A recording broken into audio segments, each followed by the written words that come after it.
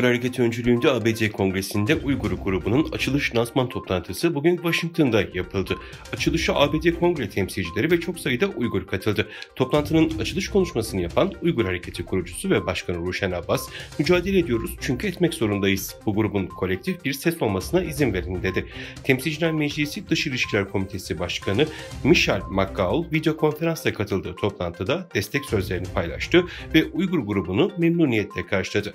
Açılışta bir konuşma yapan Dünya Uygur Kongresi Başkanı Dolkun İsa, Kongre Uygur grubunun kuruluşunu memnuniyetle karşıladı ve herkese kolektif eyleme her zamankinden daha fazla ihtiyaç duyulduğunu hatırlattı. Çin yönetimi işgal ettiği Doğu Türkistan'da bir taraftan soykırım politikasını sürdürürken diğer taraftan da kültürel soykırım uygulamasını hızlandırdı. Çin, Türk tarihinde ilk yerleşik hayata geçen ve mimarlık alanında birçok şahesere imza atan Uygur Türklerinin binlerce yıllık geleneksel evlerini yıkmaya devam ediyor.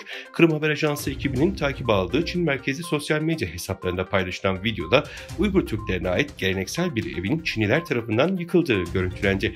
Videoya gelen yorumlarda ise bunun gibi yıkım işlemlerinin Doğu Türkistan genelinde devam ettiği vurgulandı. Çinli atlet He Jian'in kazandığı Pekin'deki maratonda yaşananlar gündeme oturdu. Maraton hakkında soruşturma başlatıldı.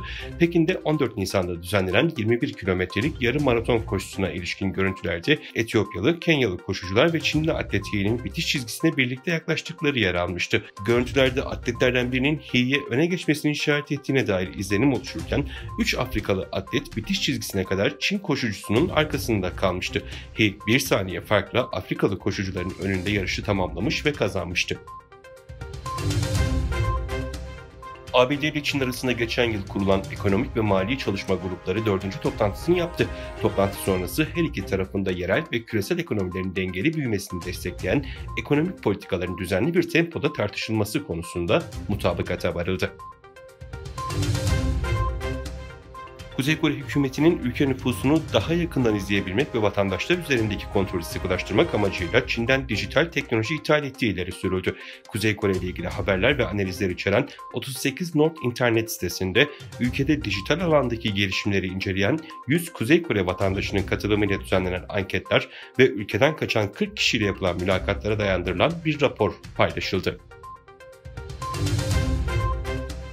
Çin Dışişleri Bakanı Wang Yi, İran Dışişleri Bakanı Hüseyin Emir Abdullahian'la yaptığı telefon görüşmesinde İsrail'in Şam'daki İran temsilciliğine yönelik saldırısını kınadığını, İran'ın saldırıya ilişkin yaptığı meşru müdafaa açıklamasını da not ettiklerini belirtti.